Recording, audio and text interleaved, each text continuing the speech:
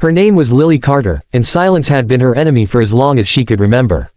She was 17 years old, small for her age, with nervous hands that never stopped shaking and eyes that always searched the floor before meeting another person's gaze. When people spoke to her, she nodded more than she talked. When teachers called on her in class, her face burned red as the words tangled in her throat.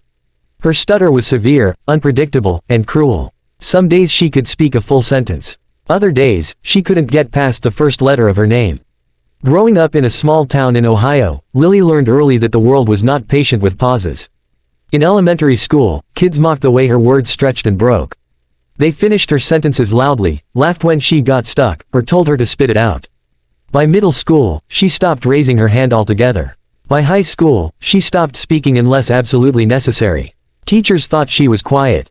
Classmates thought she was strange. No one knew how loud her mind was, how many thoughts, stories, and emotions lived inside her, trapped behind a wall of fear and broken syllables. At home, it was different, but only slightly. Her mother, Sarah, was gentle and endlessly patient. She waited through every pause, never finished Lily's sentences, never rushed her. Her father had been the same way, until the accident. 2 years earlier, a late-night highway crash took him away, leaving behind an empty chair at the dinner table and a house that felt too quiet even for someone who feared noise. After that, Lily's stutter worsened. Grief tightened her throat even more. Some days she communicated only through notes or text messages, even with her own mother. But there was one place where Lily was free. One place where her voice never broke, never hesitated, never betrayed her. That place was her bedroom, late at night, when the rest of the house was asleep.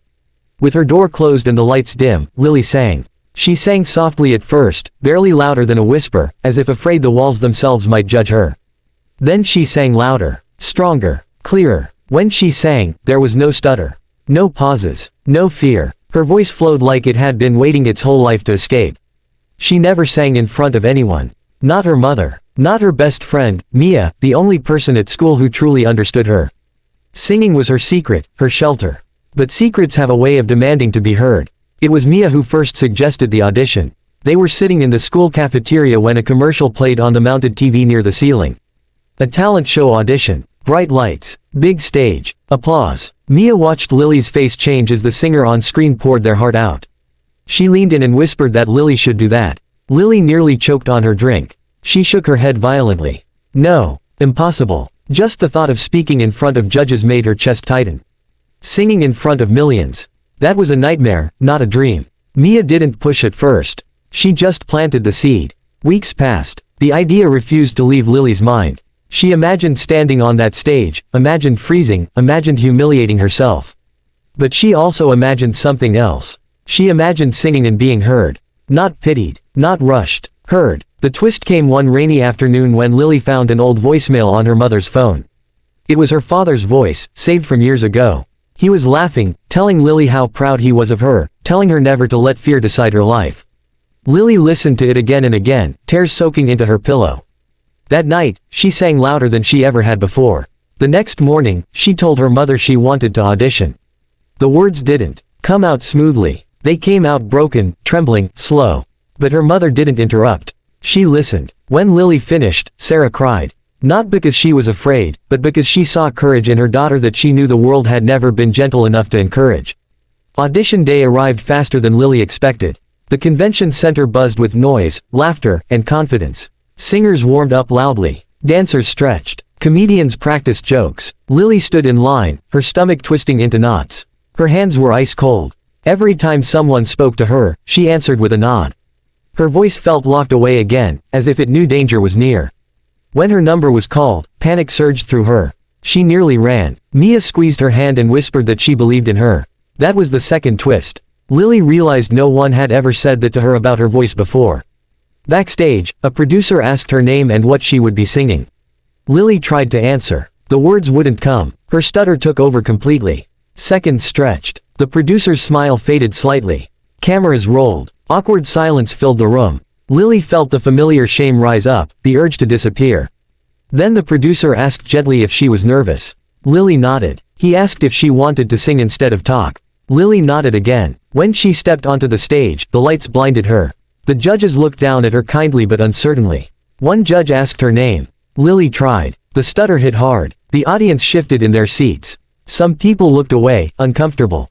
Others leaned forward, curious. Finally, she whispered that she would rather sing. The judges agreed. The music started, and then the impossible happened. From the first note, Lily's voice was steady, rich, and heartbreakingly beautiful. It carried pain, hope, loss, and resilience all at once. The audience froze. Judge's eyes widened. Her voice filled the room, soaring effortlessly, as if it had never known fear. It was not just technically good. It was honest, raw, transformative. Halfway through the song, one judge wiped away tears. Another leaned forward, hands clasped, stunned. The crowd erupted into applause before the song even ended, something that almost never happened. The final twist came at the end. Lily finished the last note, hands shaking, breath heavy. Silence followed, then thunderous applause. A standing ovation. Lily stood frozen, tears streaming down her face, overwhelmed. A judge asked her how someone who struggled so much to speak could sing like that. Lily took a deep breath. Slowly, brokenly, bravely, she answered. She said singing was the only place she felt free. The words didn't come easily, but for once, no one rushed her. The entire room waited. When she finished, the golden buzzer was pressed. Confetti rained down. Lily collapsed into tears. Her mother screamed from backstage. Mia jumped and cried. Millions of viewers at home watched a shy girl who stuttered claim her voice in the most powerful way possible. That night, Lily didn't just sing. She changed how people saw silence. She proved that the quietest people often have the loudest souls. And she reminded the world that sometimes, the voice that struggles the most to be heard is the one we need to listen to the closest.